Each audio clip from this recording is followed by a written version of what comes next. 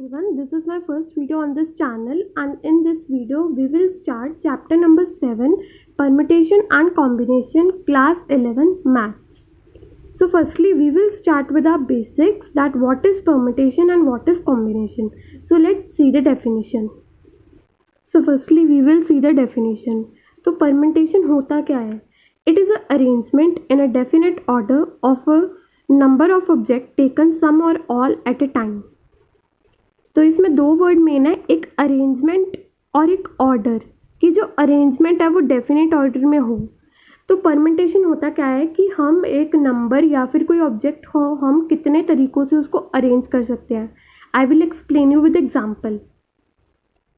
तो सी, जैसे इसमें एग्जांपल है कि arrange 1, 2 and 3 in a definite order.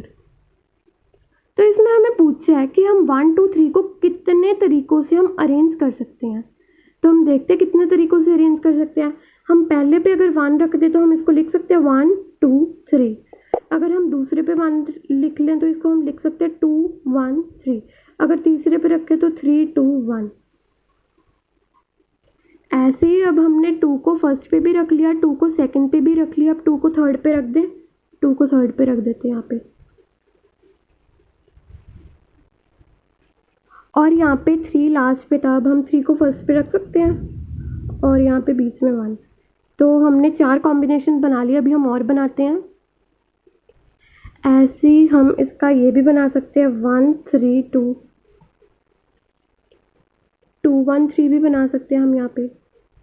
ऐसे ही हम एक नंबर की कितनी अरेंजमेंट बना सकते हैं, हम उसको ये परम्यूटेशन कहते हैं। पर हमें क्वेश्चन में ये नहीं बोला होगा कि आप इसकी इतनी अरेंजमेंट बना के दिखाओ, हमें नंबर पूछा होगा वहाँ पे भी हम इस नंबर की कितनी अरेंजमेंट्स बना सकते हैं। तो अब हम वो देखेंगे। अब हमने यहाँ पे परम्यूटेशन की डेफिनेशन देख ली, अब हम कॉम्बिनेशन की डेफिनेशन देखेंगे। So now what is combination? तो कॉम्बिनेशन होता क्या है? It is selection of number of object, कि हम किसी भी फ्लैग को सिलेक्ट कर रहे हैं, जैसे किसी भी मॉनिटर को क्लास के सिलेक्ट कर रहे हैं, लाइक दिस, कि हमें इसमें सिलेक्शन बताना है। जो हमने पहले किया था वो ऑर्डर और अरेंजमेंट था। पहले हम इसके एग्जांपल देखते हैं, फिर दोनों के बीच का डिफरेंस देखेंगे। So in this we have 3 colours, और उसमें से हमें 2 चूज़ करने हैं। 3 कलर्स कौन कौन से हैं? रेड, ब्लैक और ग्रीन। हमें इसमें से 2 चूज़ करनी है। तो हम कैसे मतलब इसको चूज़ कर सकते हैं? तो हम इसमें रेड ब्लैक भी कर सकते हैं, ब्लैक और ग्रीन भी कर सकते हैं,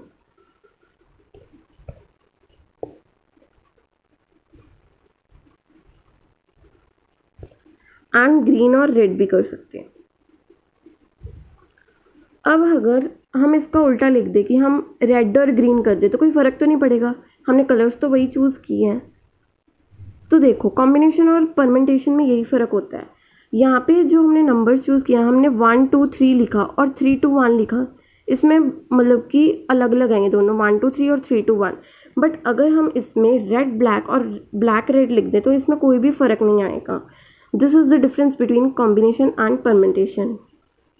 यहाँ पे हम पर्टिकुलर ऑर्डर की बात करते हैं, अरेंजमेंट की बात करते हैं बेसिकली। यहाँ पे हम सिलेक्शन की, सपोज करो हमें क्लास में कोई मॉनिटर चूज़ करना है, तो उसके लिए मॉनिटर के लिए अगर हमें 2 पर्सन्स चूज़ करने हैं, तो अगर हम दोनों को उल्टा पुल्टा भी कर देंगे तो उसमें भी कोई फ़र्क नहीं पड़ेगा।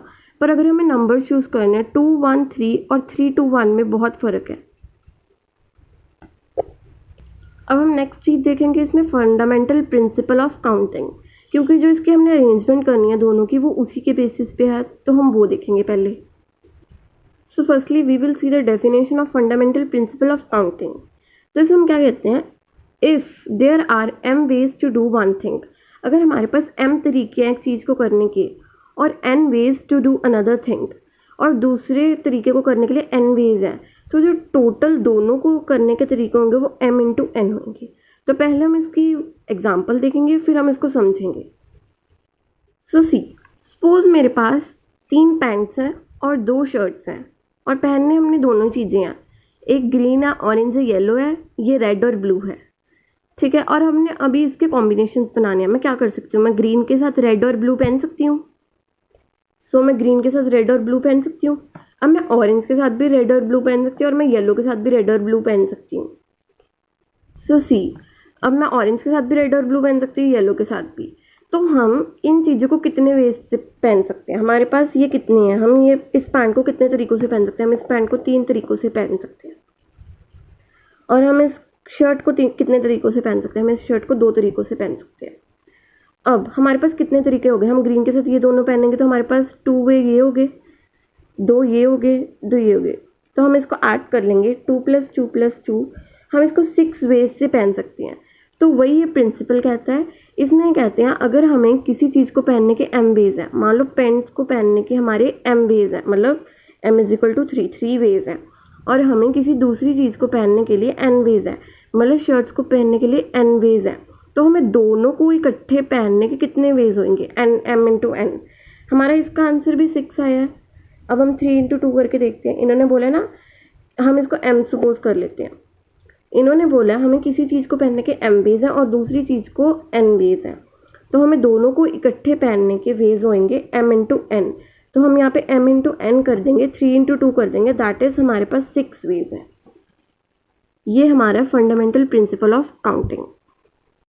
तो होगी 2 चीज़ों की बात। अब ज़रूरी नहीं हमें यही 2 चीज़ें बोलेंगे, वहाँ पे m और n ही बोलेंगे, हमें वो 3 भी बोल सकते हैं, 3 चीज़ें बोल सकते हैं। सपोज़ करो हमने इसमें कैप्स ऐड कर दी, तो मान लो सपोज़ करो 2 कैप्स ऐड कर दी, तो मतलब हम इसमें 2 से मल्टीप्लाई कर देंगे। यहाँ पे हमें यहाँ पे जितनी जितनी चीज़ें ऐड होती जाएंगी, हम उतनी उतनी चीज़ें इसमें मल्टीप्लाई करते जाएंगे। ज़रूरी नहीं अगर इस प्रिंसिपल में लिखा है कि m और n वेज है, m × n होगा, तो हमें इससे 2 से ज़्यादा चीज़ें नहीं पूछ सकते, वो 2 से ज़्यादा भी पूछ सकते पेपर में, तो हम इसमें 2 से और मल्टीप्लाई कर देंगे अगर हमें साथ में 2 कैप्स दी हुई। Now we will see a example of fermentation. So now let's see the example. So how many 4 digits can be formed from the digits 4, 7, 8, 3, 2, assuming that repetition of digit is not allowed or is allowed. So इसमें हमें इस पूरी exercise में ऐसी question आएंगे कि हमें suppose करो हाउ मेनी डिजिट्स का 4 डिजिट हमें बनाने हैं यहाँ पे, तो हम यहाँ पे 4 डिजिट्स बनाने हैं हमें 4 प्लेसेस पर, 1 2 3 4 डिजिट्स बनाने हैं हमें यहाँ पे।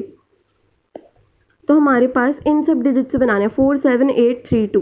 सपोज करो मैंने पहला नंबर यही बना लिया 4 7 8 3 2, दूसरा 2 7 8 3 4। हम कुछ भी बना सकते हैं ऐसे, इससे ऐसे ही हमें बताना है इसमें कि हम कितने नंबर्स बना सकते हैं।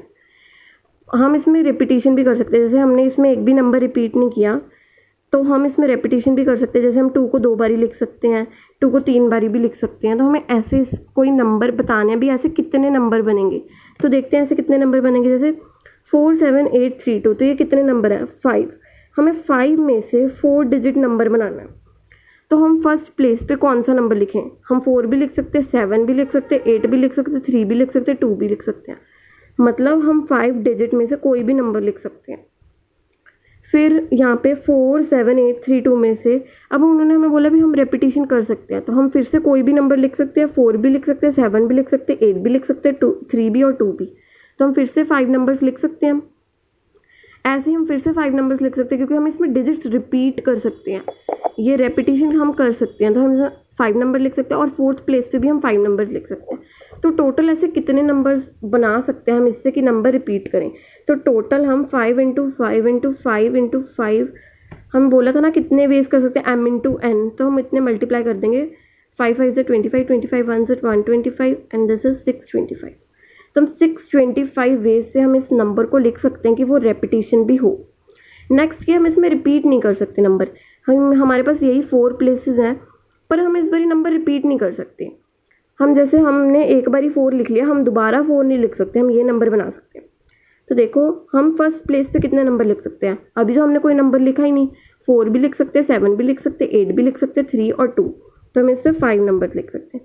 अब हमारे पास एक नंबर कम हो गया इसमें से, अब हमारे पास एक नंबर कम हो गया, तो हमारे पास कितने नंबर रह गए। अब हमने सपोज कर लो अगर हमने यहाँ पे 4 लिख लिया तो हमारे पास अब 4 नंबर ही रह गए क्योंकि हम रिपीट तो कर ही नहीं सकते। तो यहाँ पे 4, अब हमने एक नंबर हमारा और कम होएगा। सपोज करो हमने 7 ही लिख लिया तो हमारे यहाँ पे कितने रह गए 3, यहाँ पे 2 और यहाँ पे 1। तो अब 1 तो है ही नहीं क्योंकि हमें 4 डिजिट नंबर ही बनाने, तो 5 × 4 × 3 × 2। अब सेकंड का आंसर होगा कि हम रेपिटेशन नहीं करेंगे तो इस नंबर से हम कितनी अरेंजमेंट बना सकते हैं। तो वो क्या होंगी 5 × 4 × 3 × 2, 5 4 20, 3 2 6, 120 हमारा आंसर आ गया इसमें। So this is all about today. ये हमारी इंट्रोडक्शन 7.1 की थी। तो नेक्स्ट वीडियो में हम 7.1 के सारे सम करेंगे। Thank you.